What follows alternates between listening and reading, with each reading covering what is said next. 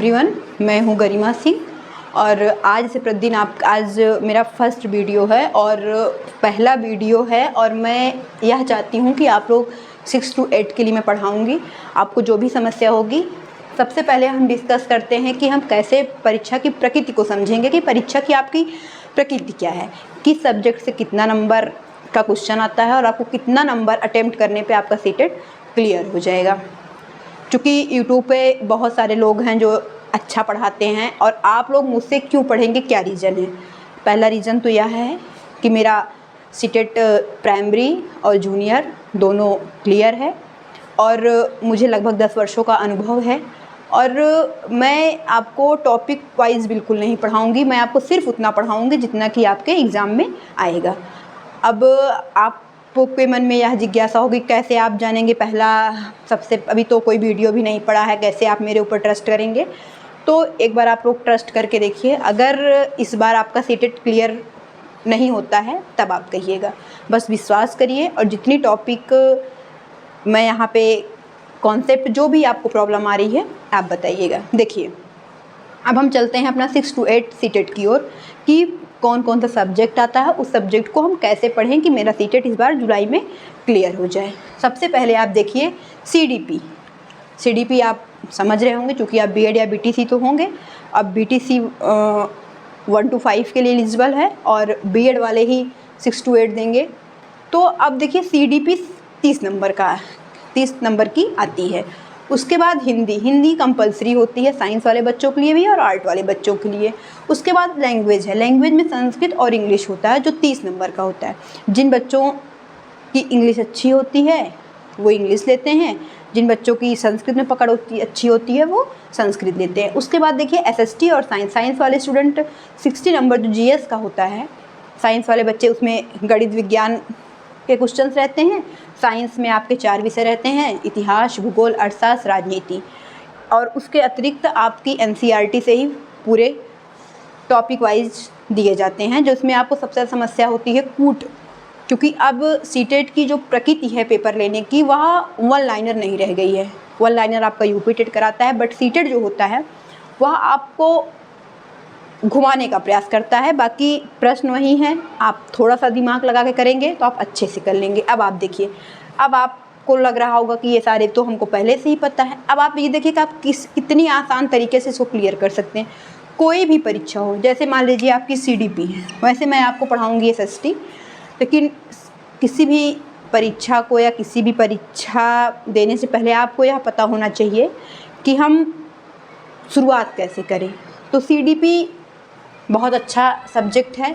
आप जितना ज़्यादा बच्चों की फीलिंग्स को समझेंगे और बच्चों के फीलिंग्स को समझते हुए आपको अपने स्तर का ना सोच के बच्चों के स्तर का सोचना है, तो 10 से 12 नंबर आप क्लियर कर लेंगे। अगर आप इसमें 20 नंबर कर लेते हैं, क्योंकि 5 से 6 प्रश्न ऐसे होते हैं जो थोड़ा कठिन स्तर के होते हैं, लेकिन 15 से 16 क्वेश्चन आप आराम से कर सकते हैं। हिंदी में आता है 15 नंबर का आपका गद्यांश, जिसमें गद्य और पद्य दोनों होता है। आप आसानी से इसमें 20 से 21 नंबर अटेम्प्ट कर सकते हैं। अब आपका हिंदी संस्कृत, अगर आपकी हिंदी अच्छी है तो आप अगर संस्कृत लेते हैं तो संस्कृत में गद्यांश और पद्यांश उसमें भी आता है। आप आसानी पूर्वक इसमें भी 20 या 21 नंबर कर सकते हैं। अब आपका आता है एसएसटी बहुत ही कठिन माना जाता है। अक्सर लोग 30, 32, 35 नंबर ही पाते हैं और जनरल वालों के लिए तो पता ही है आपको 90 नंबर पाना अति आवश्यक है और एससी ओबीसी के लिए 82। अब इसमें हमको मेन प्रॉब्लम आती है कि इसको हम कैसे पढ़ें, कहाँ से पढ़ें। तो सिर्फ और सिर्फ हम आपको ऑनलाइन, जैसे प्रीवियस ईयर मान लीजिए, आपको कई वर्षों से आप सुनते आए हैं कि CTET equal to previous year, but ऐसा नहीं है। आपको एनसीईआरटी भी क्लियर करना पड़ेगा, आपको मेहनत करनी पड़ेगी। झूठे लुभावने लोग देते हैं कि बिना पढ़े आप सीटेट क्लियर कर लेंगे, ऐसा कुछ नहीं है। बिना पढ़े आप सीटेट क्लियर नहीं कर सकते या कोई भी परीक्षा आप क्लियर नहीं कर सकते। अब आपको इसमें अगर आप 40 पाते हैं या तो आप देख रहे हैं 40 नंबर आप पा सकते हैं, ऐसी कोई दिक्कत नहीं है। तो इसमें आपका कुल मिला के 20, 40, 80, 90, 100, आप 100 नंबर, अगर आप 101 नंबर मान लीजिए हो गया,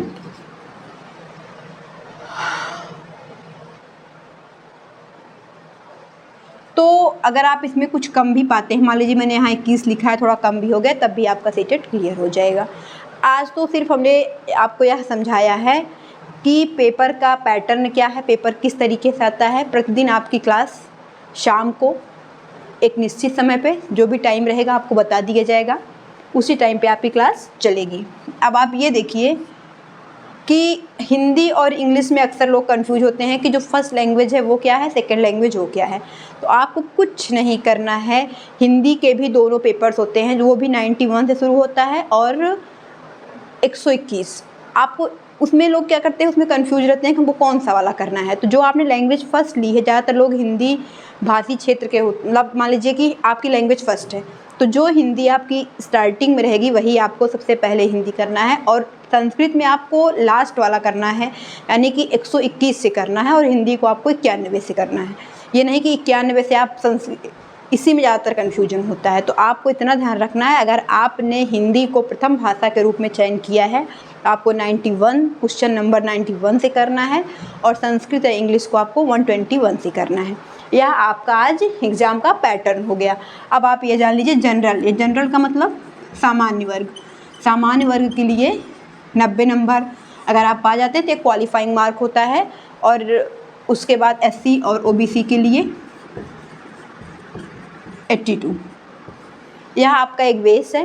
कल से टॉपिक वाइज सिर्फ 5 वर्षों के पेपर के आधार पर प्रतिदिन आपकी क्लास ली जाएगी, पॉइंट टू पॉइंट, और PDF के माध्यम से भी आपको बताया जाएगा किस तरह से आपको अपनी तैयारी करनी है। धन्यवाद।